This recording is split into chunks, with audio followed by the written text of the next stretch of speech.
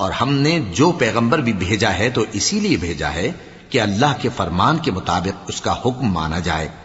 اور یہ لوگ جب اپنے حق میں ظلم کر بیٹھے تھے، اگر تمہارے پاس آتے اور اللہ سے بخشش مانگتے اور پیغمبر بھی ان کے لیے بخشش طلب کرتے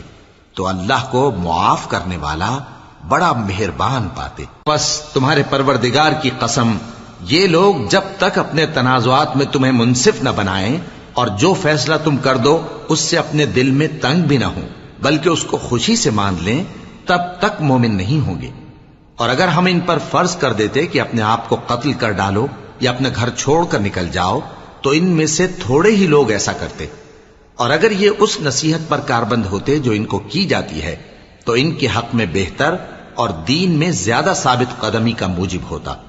اور اس صورت میں ہم ان کو اپنے ہاتھ سے اجر عظیم بھی عطا فرماتے اور ان کو سیدھا رستہ بھی دکھاتے.